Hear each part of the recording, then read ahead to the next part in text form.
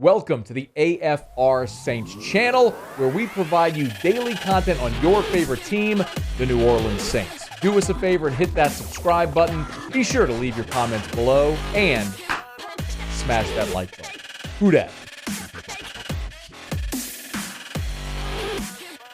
All right, Jameis Winston met with the media on Monday, his first time since re-signing with the New Orleans Saints. It was a bit of an interesting offseason, obviously, for Winston, as a busy year, obviously, going through the knee injury, and we all know the story. Looked like he'd be back in New Orleans, and then the Deshaun Watson courtship began, and ultimately the market dried up for Jameis, and it led him back to New Orleans. But apparently, no hard feelings right now.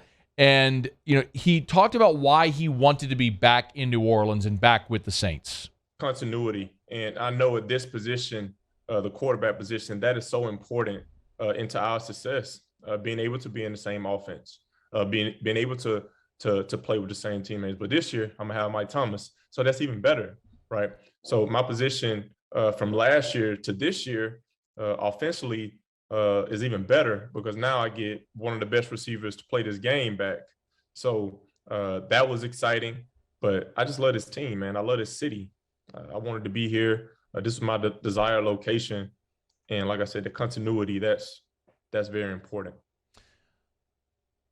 The one bit of continuity, more on that in a second. The one bit of continuity that's not there is Tre'Quan Armstead, obviously, who was signed with the Miami Dolphins.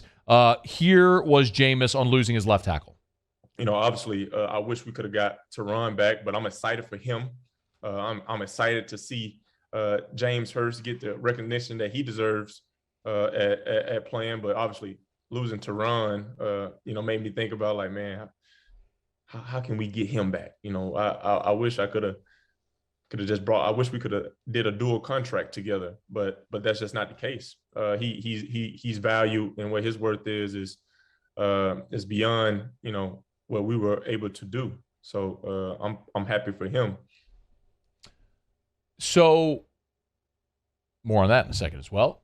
One more though from Jameis on his recovery from the ACL, which if you've watched, from time to time, Jameis and the training staff will post videos of him working out, and he looks good. From what you could tell. But here was Jameis on his recovery. I feel great. I'm ahead of schedule, to be exact. I'm going to be back well before training camp. So right now is just focusing, locking in, and that's the key. Like that's the part of this whole journey with recovering from an injury, is doing everything you possibly can do to make sure that you're ready, and focusing on how you can get better and improve on certain things that you want to improve on while rehabbing the knee. Okay. So Jameis, in a lot of these agility drills, looks pretty good. Looks like he's moving good. Says he's ahead of schedule, says he feels great. I believe him. Everything that's being put out there looks really good. Would have loved to have had Tre'Quan Armstead back. Who wouldn't? And says he's excited to be in New Orleans. Excited to be in the city. It's his preferred destination. He loves the city. I believe him. There's some reality to the fact that the market dried up on him. And I think the deal that the Saints got was a bargain for Jameis. We've talked about it a little bit. It probably worked out the best. Pursuing Deshaun Watson kind of caused the rest of the market to settle. There wasn't really an option there for Jameis, so he came back on a 2-year deal. I love it. If Jameis goes out in 2022 and balls out, rip up his contract, sign him to a long-term deal. If he goes out this year and stinks, pursue a quarterback next year, and you got Jameis under contract for another year, and you can maybe groom a young guy behind him. You got options. It really is a great scenario for New Orleans, as good as you could possibly hope for.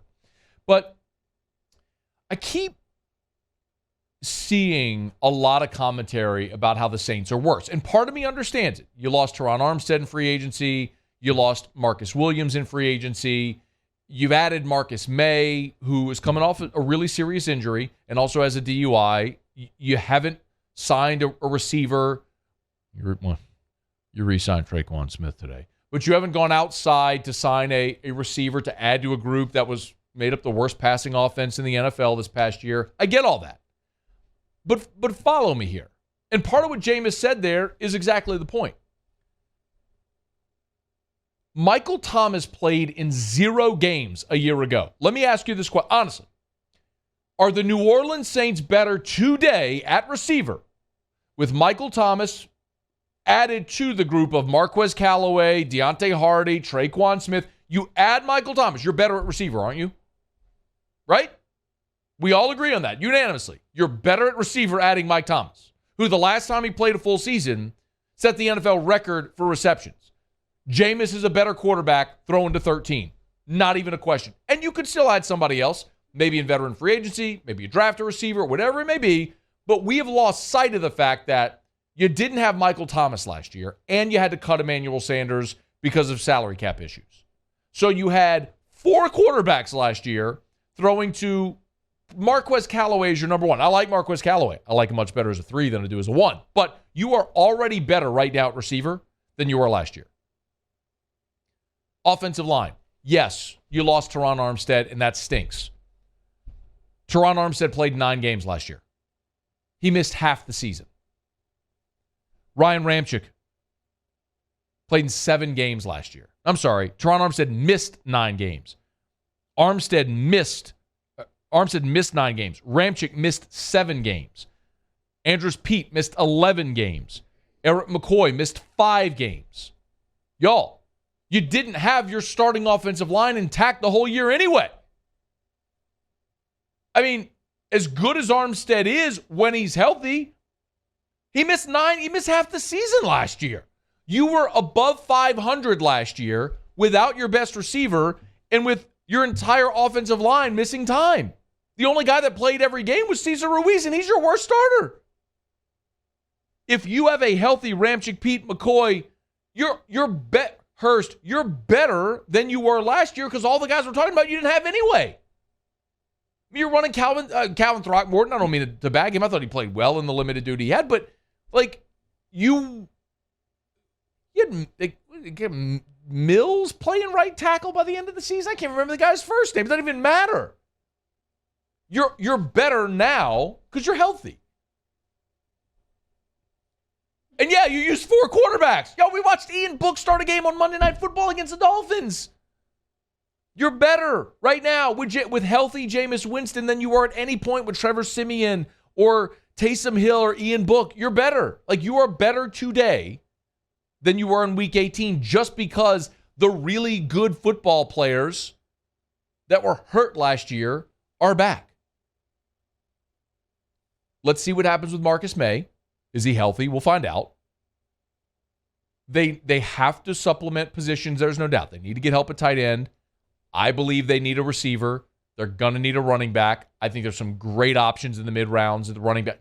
Isaiah Spiller from A&M, Kyron Williams from Notre Dame. I think you have great options to supplement at running back in the middle rounds of this draft. Maybe you get a stud left tackle at number 18.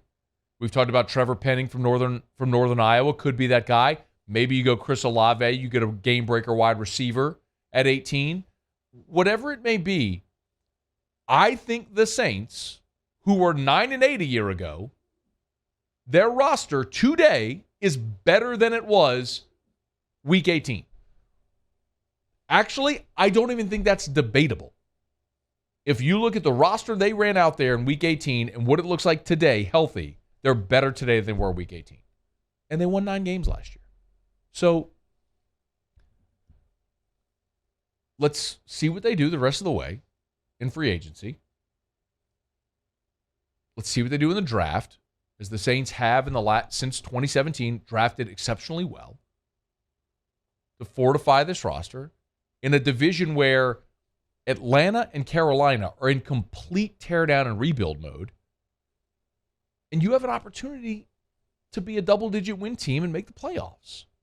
And as the Bengals and the Rams showed us this year, just get in. Just get in. It ain't all doom and gloom, y'all. Like, it ain't all skies falling. There's a lot of reasons to be optimistic about this team. I'm not telling you they're winning a Super Bowl this year. But I'm telling you, they're better right now than they were week 18. Hey, thanks so much for watching. Please leave your comments. I love to interact. And be sure to hit the red subscribe button below.